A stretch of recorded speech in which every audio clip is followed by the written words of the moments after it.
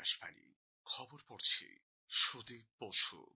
এখনকার বিশেষ বিশেষ খবর হলো, প্রধানমন্ত্রী নরেন্দ্র মোদী আগামীকাল অসমের গুয়াহাটি থেকে পিএম কিষাণ সম্মান নিধি প্রকল্পের 22তম কিস্তি প্রদান করবেন। 10,000 কোটি টাকার উন্নয়ন প্রকল্পের উদ্বোধন ও শিলান্যাস করবেন তিনি।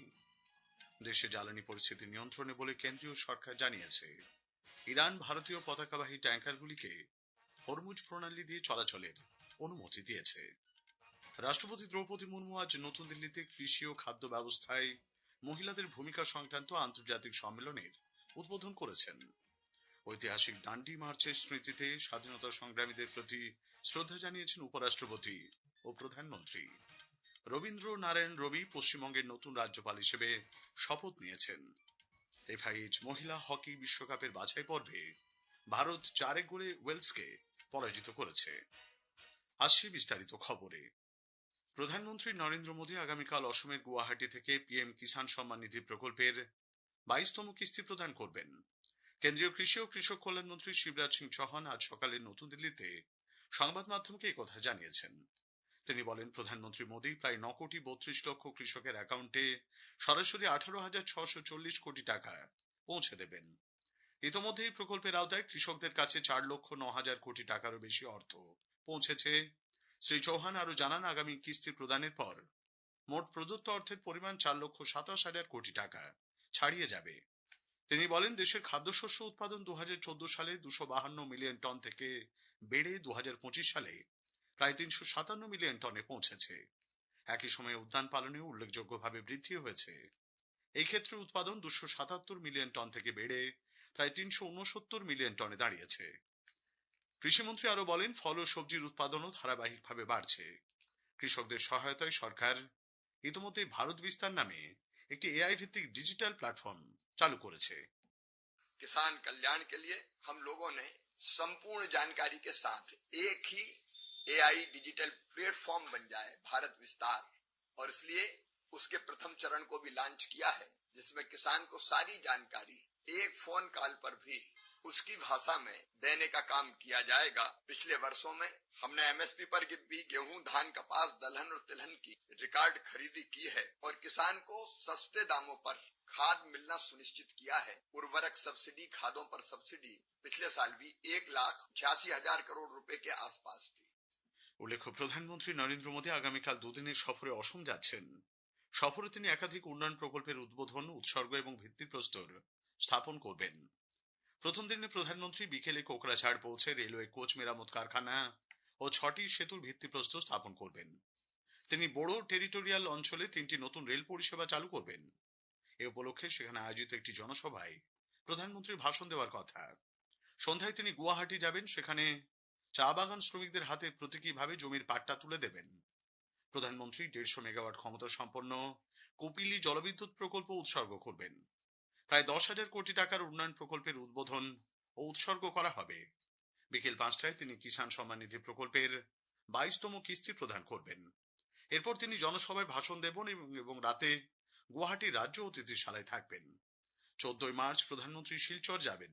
সেখানে তিনি 3টি বড় প্রকল্পের ভিত্তিপ্রস্তর স্থাপন করবেন এবং একটি গুরুত্বপূর্ণ রেল প্রকল্পের উদ্বোধন করবেন। এর জন্য মোট প্রকল্প ব্যয় 24,205 কোটি টাকা। বিরোধীদের হই হট্টগোলের কারণে লোকসভার কাজকর্ম আজও ব্যাহত হয়েছে। আজ সকাল 11টায় অধিবেশন শুরু হলেও প্রথমে দুপুর 12টা পর্যন্ত তা মুলতবি করা হয়। অধিবেশনের শুরুতে অধ্যক্ষ ওম বিড়লা প্রশ্নোত্তর পর্ব চালাতে সকলকে আহ্বান জানান। তবে বিরোধী সদস্যদের হই হট্টগোলে অধিবেশন স্থগিত করতে হয়। পরে 12টার পর সভা ফের বসলে হট্টগোলের কারণে দুপুর 2টো পর্যন্ত তা মুলতবি হয়ে যায়। উল্লেখযোগ্যভাবে বিরোধীদের অপসারণ প্রস্তাব গতকাল ধ্বনি ভোটে খারিজ হওয়ার পর আজ স্পিকার ওম বিড়লা অধিবেশন পরিচালনা করছিলেন। রাজ্যসভায় বিরোধী নেতা মল্লিকার্জুন খাড়গে জম্মু কাশ্মীরের প্রাক্তন মুখ্যমন্ত্রী ফারুক আবদুল্লাহর উপর হামলার প্রসঙ্গটি উত্থাপন করেন। এই জবাবে সরকারের তরফে জেপি নাড্ডা আশ্বাস দেন যে ঘটনাটির পূর্ণাঙ্গ তদন্ত করা হবে। হই হট্টগোলের জেরে রাজ্যসভাও দুপুর 2টো পর্যন্ত মুলতবি হয়ে গেছে। দেশে জ্বালানি পরিস্থিতি নিয়ন্ত্রণে বলে কেন্দ্রীয় সরকার জানিয়েছে। পেট্রোলিয়াম মন্ত্রকের তরফে গতকাল এক সাংবাদিক বৈঠকে যুগ্ম সচিব সুজাতা শর্মা বলেন, নানা রকম খবরের জেরে অনেকেই আতঙ্কিত হয়ে বাড়তি গ্যাস সিলিন্ডার বুক করছেন। তা নিয়ন্ত্রণ করতে 2টি গ্যাস বুকিং এর মধ্যে ন্যূনতম ব্যবধান 21 দিন থেকে বাড়িয়ে 25 দিন করা হয়েছে। যুগ্ম সচিব বলেন, দেশে ঘরোয়া এলপিজি উৎপাদন 25% বেড়েছে। हमारा domestic LPG production has increased by 25%, and all these domestic LPG is being directed towards household consumers.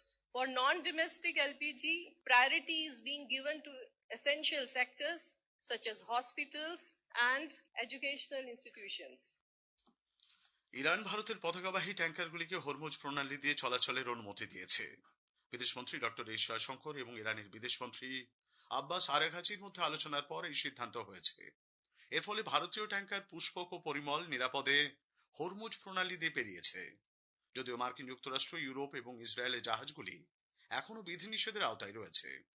এশিয়ার তৃতীয় বৃহত্তম অর্থনীতি ভারত হরমুজ প্রণালীর উপর ব্যাপকভাবে নির্ভরশীল, কারণ এর মাধ্যমে দেশের অর্ধেকেরও বেশি অপরিশোধিত তেল ও প্রাকৃতিক গ্যাস আমদানি করা হয়। ইরাকের বসরা উপকূলে মার্কিন মালিকানাধীন একটি অপরিশোধিত তেলবাহী ট্যাঙ্কারে হামলায় এক ভারতীয় নাবিকের মৃত্যু হয়েছে। ভারতীয় দূতাবাস জানিয়েছে, সেফসি বিষ্ণু নামের ট্যাঙ্কারটি মার্শাল আইল্যান্ডের পতাকা বহন করছিল। দূতাবাস জানিয়েছে, বাকি 15 জন ভারতীয় নাবিককে নিরাপদ স্থানে সরিয়ে নিয়ে যাওয়া হয়েছে। পশ্চিম এশিয়ার যুদ্ধ পরিস্থিতির জেরে ঘরোয়া ও বাণিজ্যিক গ্যাস সরবরাহ নিয়ে পশ্চিমবঙ্গ সরকার আজ নবান্নে বৈঠকে বসছে। মুখ্যমন্ত্রী মমতা ব্যানার্জির নেতৃত্বে বৈঠকে বিভিন্ন দপ্তরের আধিকারিক ও পুলিশ প্রশাসনের শীর্ষ নেতৃত্বকে ভার্চুয়ালি উপস্থিত থাকতে বলা হয়েছে। আজকের প্রসঙ্গে আজ শুনবেন আলোচনা রাইসিনা ডায়ালগ। অধ্যাপক অনিক চ্যাটার্জির সঙ্গে কথা বলেছেন কল্যাণ লাহা। আকাশবাণী সংবাদ বিভাগ প্রযোজিত অনুষ্ঠানটি শুনবেন আজ রাত 8টায় গীতাঞ্জলি ও ডিটিএইচ বাংলা প্রচার তরঙ্গ এবং সোশ্যাল মিডিয়া প্ল্যাটফর্মে। খবর শুনছেন আকাশবাণী থেকে।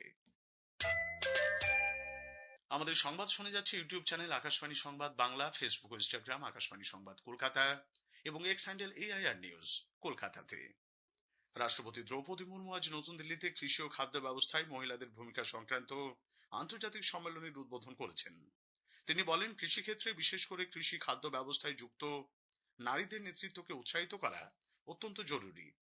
फसल को बोनो, काटने, प्रसंस्करण करने और हाट बाजार में ले जाने जैसे सभी गतिविधियों में महिलाएं महत्वपूर्ण भूमिका निभाती हैं। मछली पालन, मधुमक्खी पालन, पशुपालन, वन्य उपजों के समुचित उपयोग तथा कृषि पर आधारित उद्यमों को चलाने जैसे अनेक क्षेत्रों में हमारी माताएं, बहनें और बेटियां अथक परिश्रम करती हैं। वे कृषि अर्थव्यवस्था को अमूल्य योगदान देते हैं। ঐতিহাসিক ডান্ডি অভিযানের স্মৃতিতে স্বাধীনতা সংগ্রামীদের প্রতি শ্রদ্ধা নিবেদন করেছেন উপরাষ্ট্রপতি সিভি রাধাকৃষ্ণন এবং প্রধানমন্ত্রী নরেন্দ্র মোদী। উপরাষ্ট্রপতি সিপি রাধাকৃষ্ণন সামাজিক মাধ্যমে লিখেছেন, মহাত্মা গান্ধীর নেতৃত্বে 1930 সালের এই দিনে শুরু হওয়া ডান্ডি সত্যাগ্রহ ভারতের স্বাধীনতা আন্দোলনে এক গুরুত্বপূর্ণ অধ্যায়। প্রধানমন্ত্রী নরেন্দ্র মোদী এক সংস্কৃত শ্লোক ভাগ করে সত্যের বিজয়ের উপর জোর দিয়েছেন। তিনি বলেন, মিথ্যাকে ধ্বংস করে সত্য সর্বদা প্রতিষ্ঠিত হয়। কেন্দ্রীয় স্বরাষ্ট্রমন্ত্রী অমিত শাহ বলেছেন, মহাত্মা গান্ধী এই দিনে দান্ডি সত্যাগ্রহ শুরু করেছিলেন, যা ভারতীয়দের স্বাধীনতার আকাঙ্ক্ষাকে আরো তীব্র করে তোলে। রবীন্দ্র নারায়ণ রবি আজ পশ্চিমবঙ্গের রাজ্যপাল হিসেবে শপথ নিয়েছেন।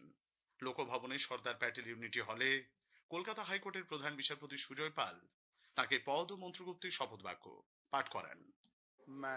मैं रविंद्र नारायण रवि ईश्वर की शपथ लेता हूं कि मैं श्रद्धापूर्वक पश्चिम बंगाल के राज्यपाल के पद का कार्यपालन करूंगा और अपनी पूरी योग्यता से संविधान और विधि का परिरक्षण, संरक्षण और प्रतिरक्षण करूंगा और मैं पश्चिम बंगाल की जनता की सेवा और कल्याण में निरत रहूंगा।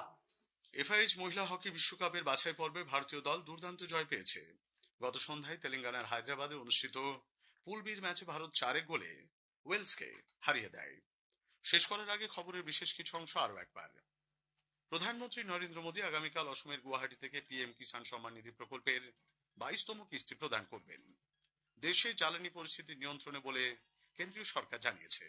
ইরান ভারতীয় পতাকাবাহী ট্যাঙ্কারগুলিকে হরমুজ প্রণালী দিয়ে চলাচলে অনুমতি দিয়েছে। খবর শেষ হলো, এরপর শুনুন স্থানীয় সংবাদ।